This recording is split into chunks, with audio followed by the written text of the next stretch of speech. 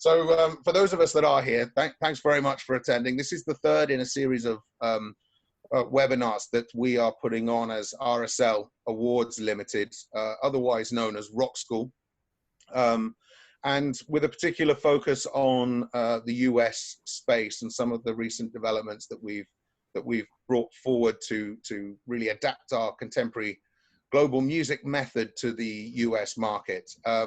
Again, my name's Alistair Platt. I'm in charge of business development globally. And joining me on the call today is Santiago Grandos, who is our rep, as it were, in the US, and Daniel Francis, who is my head of sales and partnerships in the UK space, which is where we're based on the edge of London. I'm going to take a back seat in this webinar for a change. I'm sure that will be a relief for some of you who have been to some of the others. But I will be around for the question and answers towards the end. But today we're going to explore our separate piano and keys syllabuses, leveled syllabuses. And we will be recording this session for posterity's sake and to put it on the website for anybody who misses it. So just so that you're aware of that. If you could please keep microphones muted until the Q&A session, and feel free to drop anything in the chat as we go along. But to get us started, let me hand over to Santi and add my final welcome to the session. Hello, thank you, Alistair. Welcome everyone, and yeah, so let's get this started. Today we're going to be doing an overview of the RSL piano and keys syllabus materials. We will also identify the benchmark skills at each level. We will identify how the exam repertoire supports holistic musical learning, and we will understand the assessment criteria and exams process and for piano and keys. So before we start, for some of you who have joined us before, you might already know this, but for some of you who haven't, Rockschool falls down. Rockschool is under the RSL umbrella, which is one of 4 different brands. We have Rockschool, we have the Vocational Qualifications, Performance Arts Awards, and remind me the name of this one, Dan, the last one? Those are creative qualifications. Creative qualifications. Each one of these, talking about Rockschool and just focusing on Rockschool, we have guitar, bass, drums, acoustic guitar, vocals, piano and keys, which we're focusing on today, ukulele, music production, and music theory.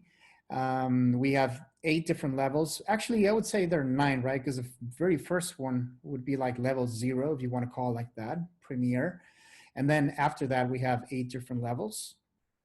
And that's what we, in the UK, you guys, Rockschool calls graded system, and we call it the level system here in the US. Focusing on piano, the piano program was designed to develop the technical and musical skills required for students working on in both solo and ensemble environments.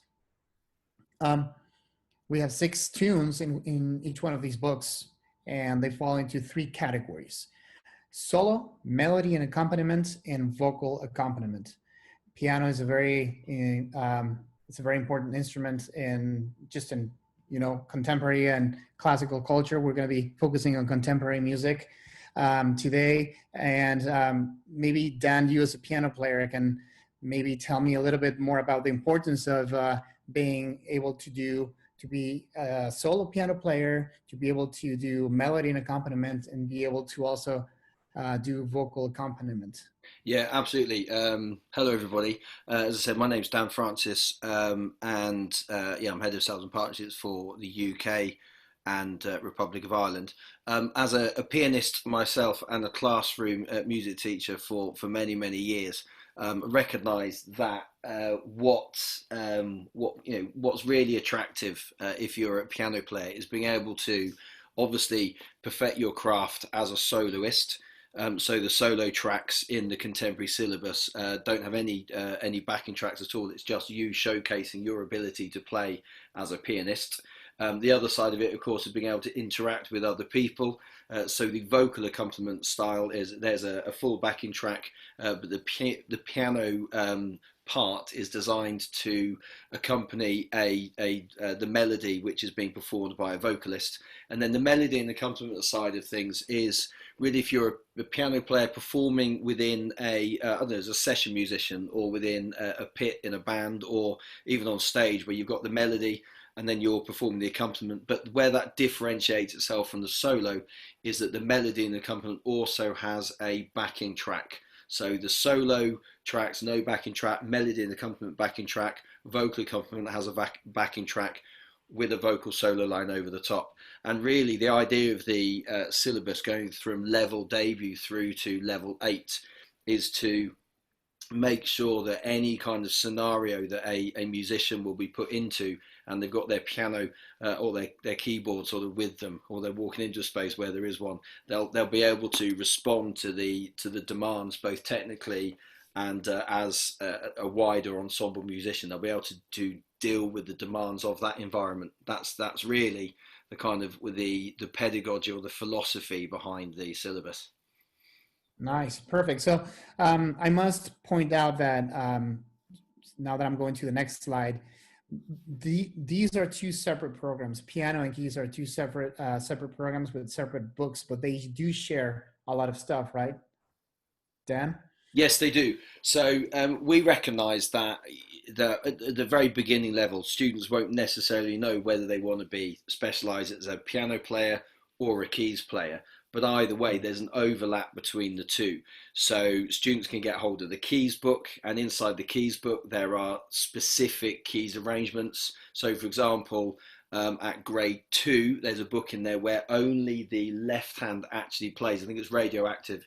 But they only play the left hand, and then the right hand uses a modulation wheel and pitch bend. So that's how they're assessed, which obviously is a very specific keyboard skill. So those are the arrangements there, looking at patch setting, switching.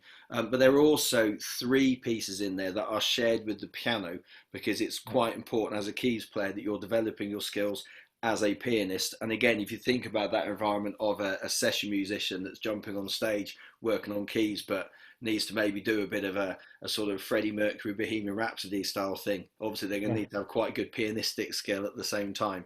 And likewise in a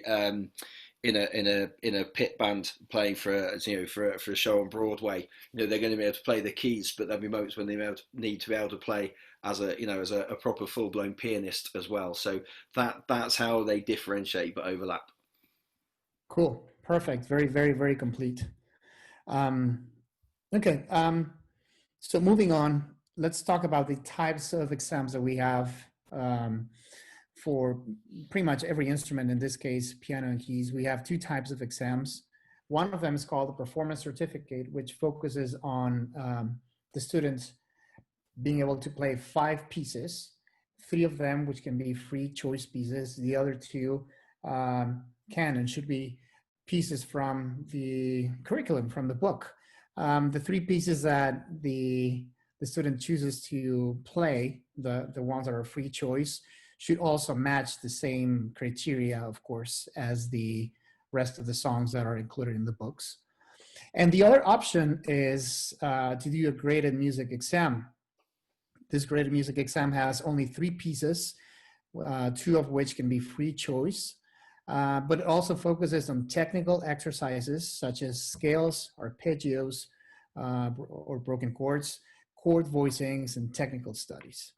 It also focuses on sight reading or interpretation and improvisation, ear tests, and general musicianship questions. And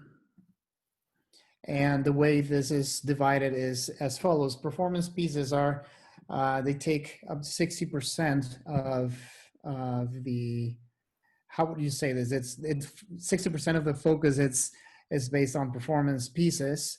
10% sight reading or interpretation and improvisation. 15% is technical exercises.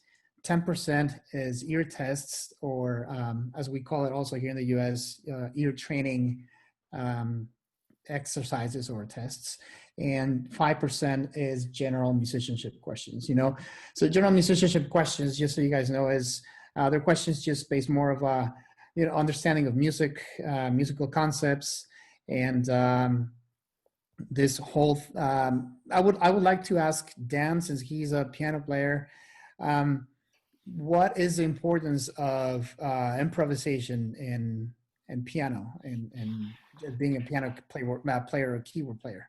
Excellent question. So you get a choice as a pianist. As a musician, you're kind of working out whether you're going to focus on sight reading. So you're put in a scenario where you're given a piece of music and you have to just be able to read it at sight. The interpretation and improvisation side of things, you can choose to go down that route, which is if you've got a sort of thing where you're going to be working in a band, or you're working more in the jazz sort of environment where you're going to be have a lead sheet put in front of you, where you just got a chord chart, and then you need to work out how your part is going to fit in amongst that, and you're looking at how you're going to play the chords, how you're going to construct your own melody, your own riffs that are going to interact with the other players in the band. That's where the improvisation comes in. So you'll see in a minute, you'll see how it increases in difficulty, so that you are gearing students up to be able to use their ears and use various sort of techniques and musical understanding to be able to put something that's musically convincing and stylish when they're making up what they're doing pretty much as they go along. And certainly in my teaching, I've always enjoyed using particularly jazz standards and 32-bar song form and the 12-bar blues to get students to improvise around particular scales and particular structures, which is a great way of moving into composition. And then just to link to the general musicianship questions, the sort of things that you might get asked are, and again, they get more difficult as you go through the levels, but you might get asked things like, what is the purpose of this chord in this particular bar, or how would you describe the first 4 bars of this piece? And what we're looking for there is for the student to have understood the piece of music they're learning to play. They're not just sort of starting in the top left-hand corner and learning how to play the notes to the bottom right-hand corner without really understanding how it all fits together. And actually, as you go through the pieces, you'll be able to see that there's repetition. So once they've learned, the first verse of one piece, then when the second verse comes in, they've already almost learnt that side of it. So actually that level of understanding about how the piece is being put together actually speeds up the rate of progress as well. Cool. So actually, why don't we take a look at some of these pieces? I'm going to hand it over to you. Yeah. So maybe you can walk us through. Yeah, will do. Let me just share my screen here. Mm-hmm. Okay, yeah, so what I'm going to do now is, if you can see that, is take you through the benchmarking of the different grades. Now, I think Santi talked about the free choice pieces earlier. When you're working out, if you're looking at the syllabus and you're thinking, well, these pieces are great, but your student has kind of been learning a whole load of stuff on YouTube, or has been working even with a different examination system, you can look with them at the piece of music and decide where it fits, and if it fits at the appropriate level, using these criteria on the left-hand side. Within the syllabus, the 6 different pieces will all fit within these criteria, making sure that they match each of these different features. You won't necessarily see all of these features represented in every single piece, but collectively this is how they've been chosen. So Beauty and the Beast is a great track. This is a melody and accompaniment arrangement, and you can see at debut levels, this is the very sort of beginner stage, probably for students that, well, they may be 8 years old. To be frank, they may be 15 or 16 years old. It depends on their own level of prior knowledge and prior learning. But the duration of the piece isn't very, very long. The key is kept very, very simple: C major or A minor. Tempo is quite slow. The time signatures are quite basic. The rhythmic values are quite basic, and very little requirement to worry about dynamics and articulation of phrasing at this stage. And the melody and harmonic features are built around the fact that at this stage, students' technical facility isn't very advanced, so they're not used to jumping their hands all over the place. So you can see, and hopefully you can see in the recording, which I'll play in a second, that the hand position, the hand doesn't really have to move very much when they're moving between chords or playing the melody. So I'll just give you an example, and this is the tracks that you get with the book. You get both the full audio and the backing track, and they've been professionally recorded to make sure they can be, give the student as high quality and authentic experience as possible. Indeed, some of the tracks were actually recorded at Abbey Road Studios, which was a great opportunity for us. Yeah. So here's Beauty and the Beast. Beauty and the Beast. 1, 2, 3, 4.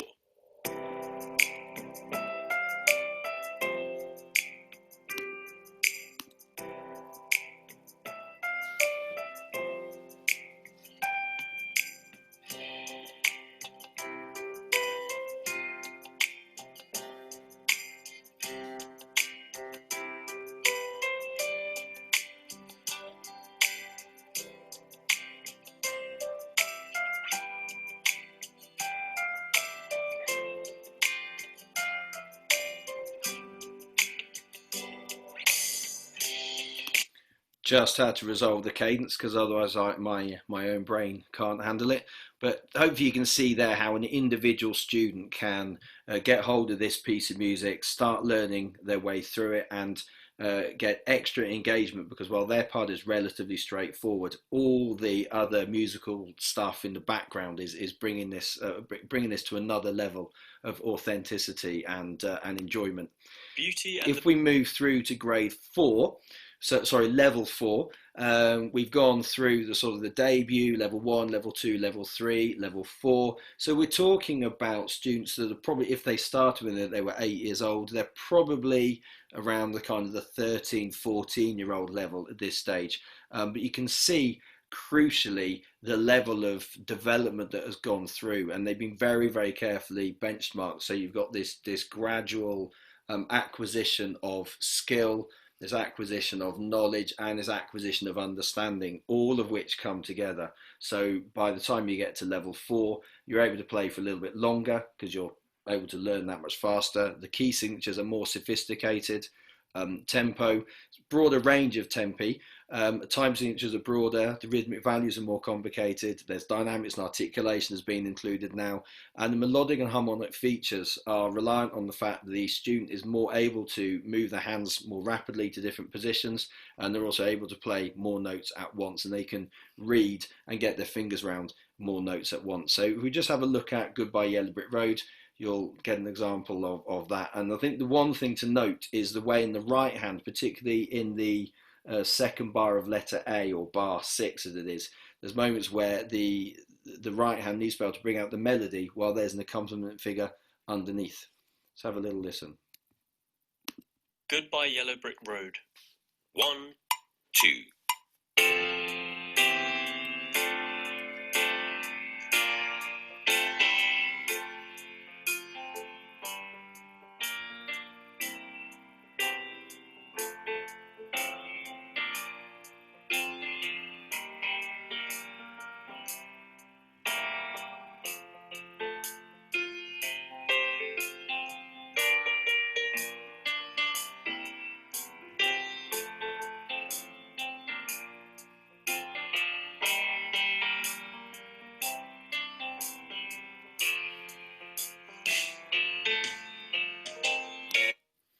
And moving on now, we've got grade 6. So level 6, we're talking about another couple of levels. So the reason we're differentiating between grade and level is that in the UK, we'll talk about things in terms of grade, but I think it's very important to bear in mind that we're talking about levels here, because the grades do not align with the US graded education system. So this is level 6. So we're talking about a relatively advanced stage of learning here. You could say it's kind of around grade 10 in the US schools, I would say.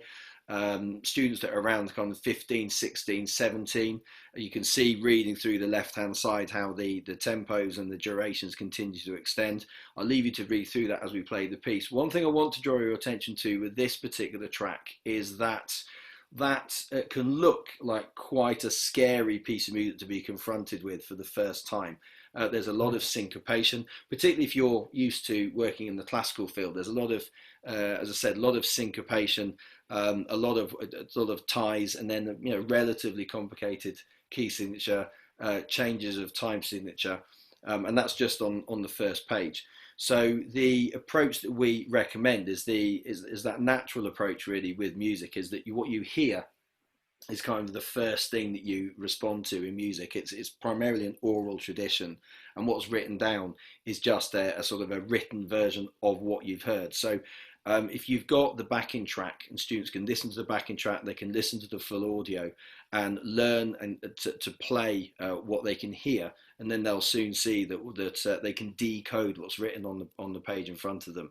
And I'll give you a little bit of advice on the sort of resources we can help with that shortly. But let's just have a listen to the beginning of Toto's Africa. Africa. 1, 2, 3, 4.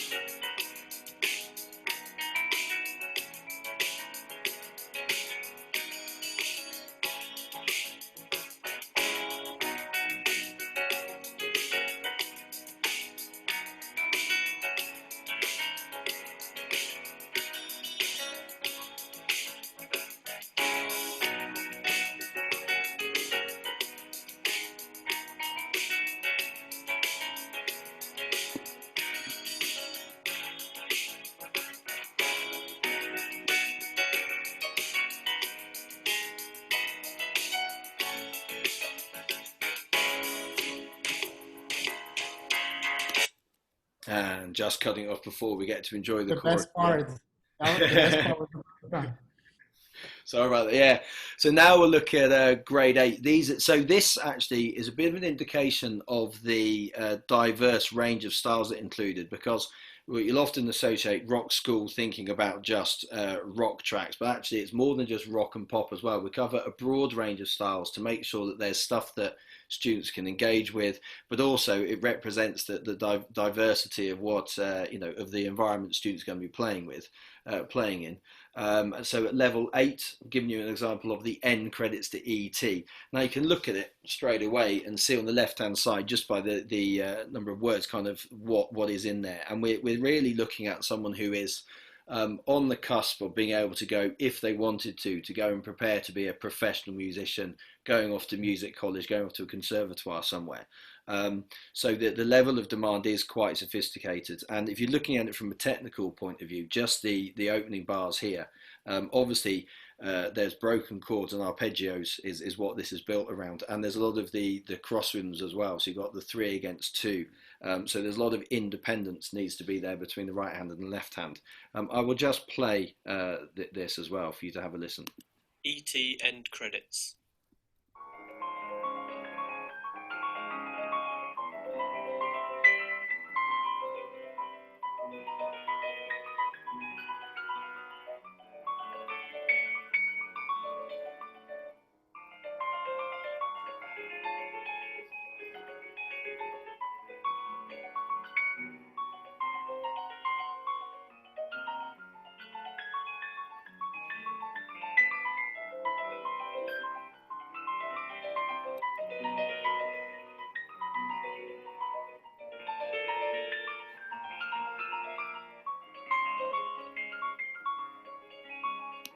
That's quite an modal arrangement, so finding a cadence point is quite challenging. So I'll just jump through. So I mentioned earlier when I was talking about the level 6 Toto's Africa, how there are various things that you can do to kind of help with the learning. And I know that in the previous webinar this was mentioned. So on the left-hand side of the screen, you can see there's replay. So when you buy a digital version of your book, you can also get replay, which is a fully interactive learning platform. It's cloud-based, and you can download the PDFs of the scores. And then there's lots of different functions where you can loop sections, you can adjust the tempo, you can change the balance between the left hand and the right hand. You can even have on the screen, you can have the right hand part scrolling while the left hand part is hidden, but you can mute the right hand part so you can only hear the left hand. So it means you can sort of, as a piano player, it's a great resource to be able to kind of test how well your left hand is sounding compared to right hand is sounding without losing, how it needs to fit together. So many times you're sitting there trogging through playing the left hand going, well, this is great, I've got this, but how does it compare to what the right hand's doing? Well, you can hear it, so you can really get that metronomic rhythmic, you can lock in to all of that. The other rather nice thing is there's a piano roll at the bottom, so you can see what fingers you're meant to be playing, and it will play it to you, but you can also play along at the same time. The other thing that is due to be launched very, very shortly is the learning platform, which is a web app and a downloadable app on iOS and Google. iOS and Android, I should say. And it's got similar levels of functionality with replay. You can't download the tracks, but you can certainly loop sections, you can adjust the tempo, you can adjust aspects of the balance between the parts as well. It's got a great follow me function as well as a metronome function.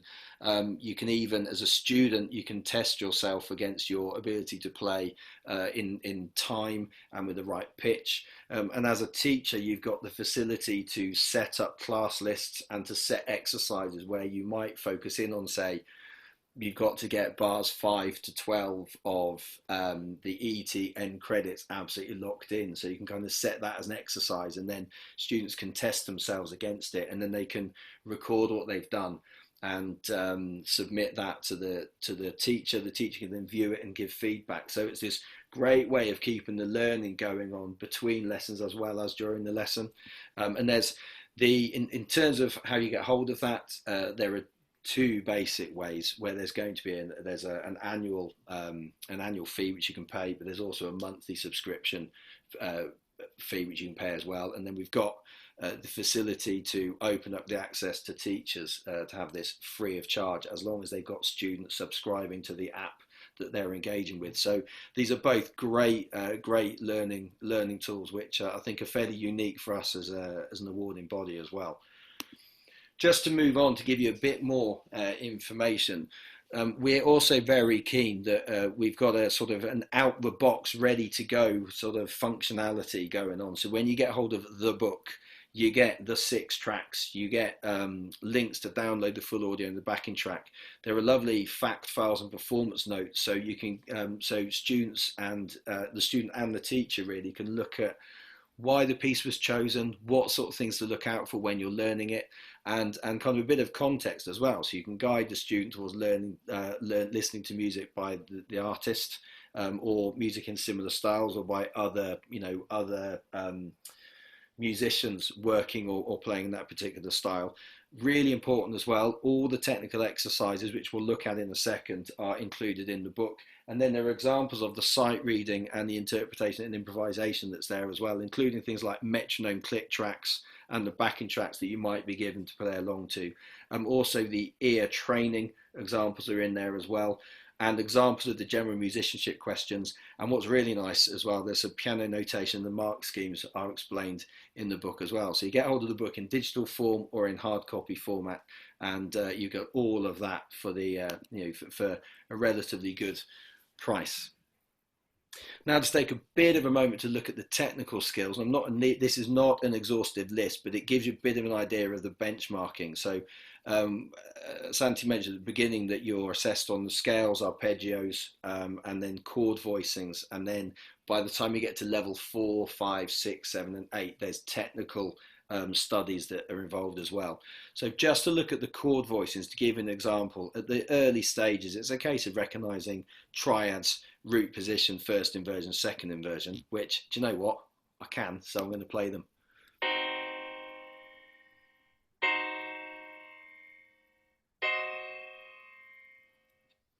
And because it's a contemporary syllabus, we move on and we don't just talk about major and minor, but we've got diminished and augmented in there as well. And then we get to level 3, we're talking about harmonized scales. So we've now got sevenths included as well. You are given a click track.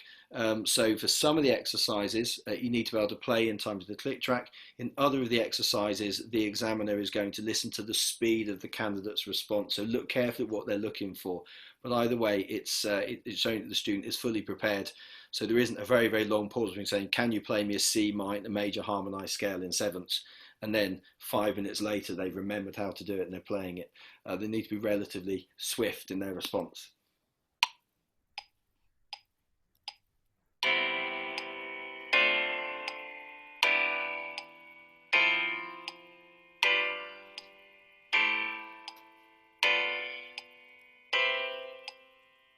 And then you can see by the time we get to level 5, we've got really nice extended chords, which are relevant for obviously the contemporary musician. But if you're looking at pieces of music by, the impressionists such as Debussy, then obviously you're going to have extended chords in there as well. So it's got a lot of relevance both for classical musicians as well. But let me now play you an example of one of the technical studies that candidates might be asked to do. So these come in at level 4, as I said. This is a level 7 version, and there's a choice. They can either go for, and this is an example, this is a jazz one, but there are other examples where they might go for a funk one or a stride piano version, or even I think there might be some gospel stuff in there as well. So the candidate gets to choose which one they want to go for. Let's listen to this one.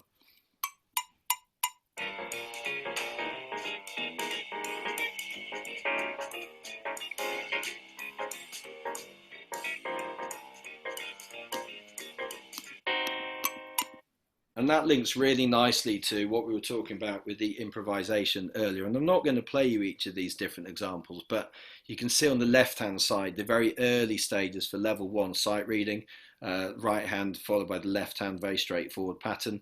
By the time you get to level 8, the key, I mean, what is that? That's C flat major, isn't it, that key? That's quite sophisticated.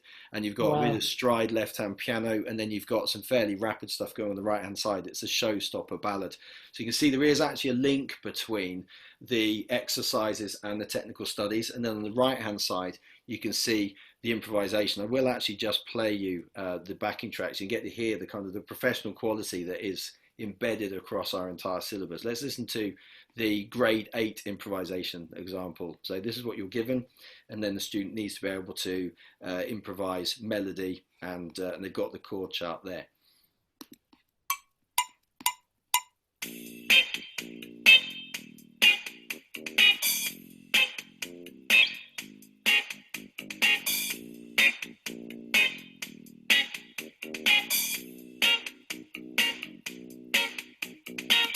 So in that particular example, you hear the backing track, you can hear there's a very distinctive style. The improvisation isn't always linked to jazz. It's obviously, that was a very much a kind of a fairly standard sort of reggae pop sort of vibe going on with that one, I guess. But B flat minor 9 with a quick slide through F minor 7 to an E flat minor 11. There's a fair bit of understanding that needs to get involved there. Now bear in mind, this is a level 8, so we're talking about a good 9 levels of learning that's gone on to get to that point, and it's all, as I said, done incrementally. I'm now going to Santi, do you want me to carry on and talk about this bit? Yeah, I mean, or I could do it. Yeah, go on. I'm now going to hand over to Santi, who's going to talk about the exams and assessment criteria. So across our entire suite of qualifications, these are the learning outcomes that students are learning against in order to prepare for their examinations. I'll stop sharing so you can carry on from there. Can you see that? Yeah. Cool. So thank you very much, Dan. That was really, really, really insightful, really helpful. So now let's talk a little bit about the exams and the assessments and the criteria. And so as we saw earlier on the presentation today, we have different sections, right? So let's take a deeper look at it. We have on the left side, if we take a look at these different sections or this table of content, the very first section that we really focus on more is the performance pieces. Then we also have the technical exercises. 15% of that is technical exercises. And then the unseen tests, which are the tests that, of course, as the name says, so the students haven't really looked at, but they have practice, of course, before, as you saw with Dan and the examples that he played for us. So each one of these sections focuses on command of instrument, sync or pulse, accuracy and understanding, and style and expression. So command of instrument is the quality of the sound produced from the instrument, including the consistency of sound, tone, control of sound and tone, and commensurate with grade. So basically just the way you manage your instrument, how in control of your instrument you are. I'm a guitar player, so if I speak in guitar player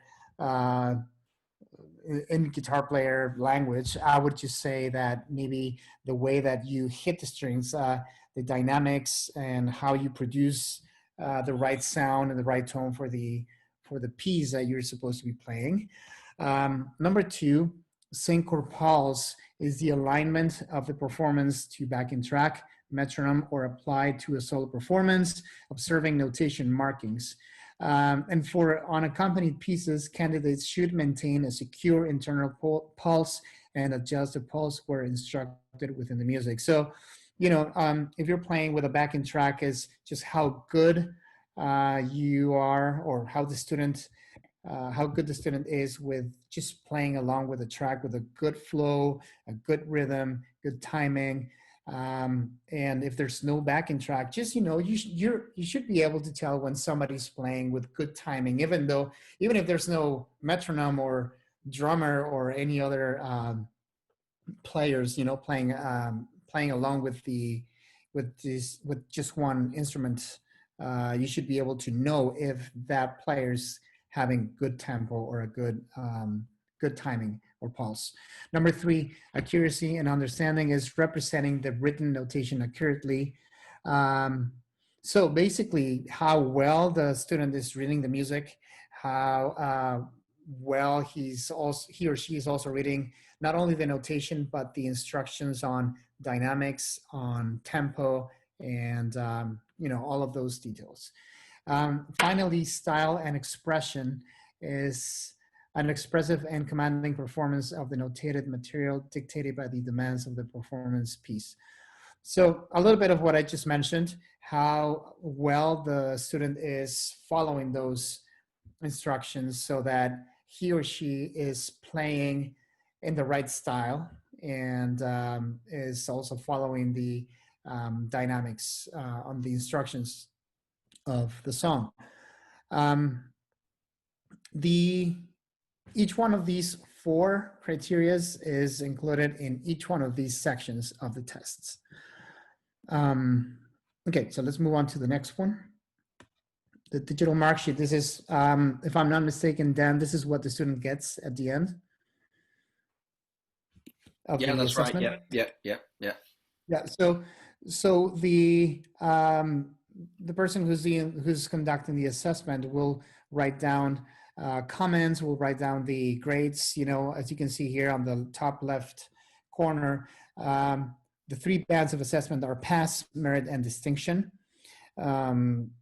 And the assessment criteria is 0 out of 20. So on the right side, the person who's conducting the assessment will write down how much the student is getting, and you get this little box here for the teacher or the person who's conducting the assessment to be able to write down some comments, or maybe things that the student needs to work on, or what was really good about the performance, or the whole exam. Just a general. Jump in at this point, Santi. Yeah, so Sure. I think we were very keen to make everything as clear as possible for each piece. So the bottom empty box that says comments is where the examiner is able to write down something that is giving a really clear area of strength, as you said, and an area for improvement. And then for each of the assessment criteria, the examiner gives a mark out of 20, and then they know whether that's a distinction, a merit, or a pass. So they then put in the box next to each assessment credit against each piece whether they got a distinction or a merit. So in this example, I think for the first piece, I think they absolutely nailed it. So they got 4 distinctions and the total of 19 out of 20 for the whole piece. And you can see it moves through. They did slightly less well in the second piece, but in the third piece they did pretty well. Unfortunately, the technical exercise and the unseen test didn't go well at all, and they didn't manage to score any points whatsoever. So they scored. So yeah, it was an unclassified. So that way, as you're going through the pieces with your student, when you look at the examiner feedback, you get a general comment, but you can see line by line kind of where those marks have come from, so that as you move into the next grade, you know which particular area your student needs to work on, whether it's being able to play in time to the backing track more effectively, whether it's being able to adhere to the notation more accurately, or in the case of the pieces, where they're able to play with a nice sense of style and expression. Yeah. Right. Thank you for adding that. Very important. Cool. So now, if we keep talking a little bit more about the exams, we have, as you might know, we have 3 different kinds of exams. The first one is on hold for now because of the whole COVID situation, which was the regular face-to-face exams. But good news is we have 2 more options, which are video. The first one is a live video exam, and the second one are pre-recorded video exams. They can be done whenever. You don't have to wait for like a whole tour, the RSL tour for that. You can do that whenever. You can apply whenever. So if you guys here in the meeting, you guys have some interest in applying or having some students who apply for the exams, all you have to do is talk to me. I'll give you the details about it. But it takes no time. It's pretty simple and really convenient for the time being. Again, the full graded exam is 3 pieces, technical exercises, and general musicianship questions. You can also do the performance certificate, which will focus on 5 pieces only instead of doing the technical exercises and the questions. When you do the video submission, there's Dan, can you help me understand the no unseen tests text? Yes, I can. So with the video submission, if you do the performance certificate, then you're doing 5 pieces and you do an unedited continuous recording of your 5 pieces. With the graded certificate, you will do the 3 pieces, and then you'll do all the technical exercises. So groups A through D, so chords, scales, arpeggios, broken chords, chord voicings, and the technical exercises if you're working at that level. But you don't need to do the general musician questions or the sight reading, interpretation, improvisation, or ear training, because there's no examiner to give you the selected material to work through. Exactly. So to compensate, you have to do all the technical exercises. Exactly. Okay, perfect. Thank you. Also, we talked about the free choice pieces. So up to 2 for the full exam and up to 3 for the performance certificate. So again, there's 2 kinds of exams. I think we've said this enough, but again, for the full graded exam, you get 2 free choice pieces, and for the performance certificate, you get up to 3 free choice pieces. And then also, Dan, this is a good question for you because you're more familiar with the UK system, UCAS or UCAS. Can you tell us a little bit more about that? Yeah, so we'll often get asked questions as to, well, I'm really enjoying learning, so and I'm having a great time. So what's the value in doing the qualification? Yeah. To which the answer is, well, you've been doing all the work, and the qualification is really to give you the reward for that. The reward of your investment in money, energy, and time. And within certainly the UK, there's a thing called UCAS, is the University and College Admissions System. So when you're applying to university, you can get points for your qualification, which help enhance your application to higher education. And they're valuable at levels 6, 7, and 8, so the upper levels, because those are the guys that are kind of knocking on the door of going on to college. That's how that works. Oh, perfect. And also, you know, what I really like to always stress is as you mentioned, you know, the valuable reward for your investment, your money, energy, and time is just like, okay, so you've completed this book, you can play these songs. Why not just get that reward? And what I also I really like the analogy of the martial arts or like karate or, you know, something like that. Just like being able to get that first belt, second belt, third belt, you know, to know that you're going, that to recognize your achievement, you know, that's very, very important to have milestones and to have goals and complete them and getting to them. It's extremely important. So you don't have to be a professional musician, or you don't have to it doesn't have to be part of your plans to become a professional musician to do this. On the contrary, this is for everyone, and I think it's very important for us as teachers and educators to you know, to be able to tell that to our students. You know, you don't have to be a professional musician, but just be part of this. Get a reward and be proud of yourself. You know. That's great. Yeah. So moving on, we're getting close to the ending of this webinar. I also would like to mention that we have a few piano method books. These are 2 books that are designed to introduce the basics of playing piano, of reading notation, basics of music theory, and getting you ready for that very first level. Not level 1, but maybe level 0, which is the debut level. So we have these 2 piano methods. They're great. They're arranged into topics, you know, following our philosophy of, you know, rewarding our students for completing, you know, for completing, getting to their goals. We have stickers, you know, for completing tasks. We have a final certificate for completing the book. There's parts for both the teacher and the student to play together. They also come with audio, and as well as the other books, we have them in PDF or you know, digital copies and hard copies. So this is a great way to get started in the piano and keys path. Also, something that I would really like to you know, focus and stress is our resources, whatever we have online for you, how you can get started today. If you have joined us before, I've told you about our Teach Today and our teacher registry sections on our website. Those are very, very important. That's how you can get started today. You can start engaging with Rockschool. You can download the first 3 publications of each or any one of the instruments, not each, but any of the instruments that you want to.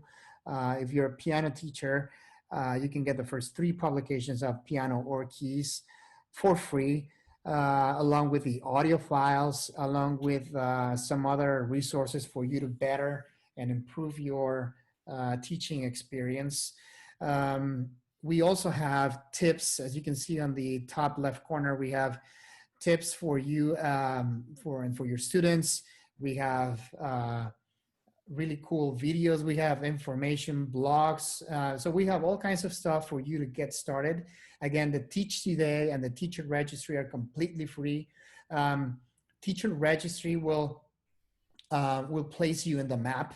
All you have to do is sign up, and you can include your information as a teacher, your rates, your qualifications, your certifications, your website, any information that you want to include, you can put it there. And this is just all for free. Again, this is for you to be able to start teaching today, to start getting engaged with Rockschool programs. And there's no better way to get started. Again, the first 3 books for free, other teaching resources, and the teacher registry. if you have, what I'm going to do is that in a few minutes, I'm going to write down all these links inside the chat room. I'm also going to include my email and my contact information for you guys to be able to send me any questions. Here it is, the website and the international email address. But as I said, I want to include mine as well for any questions you guys might have.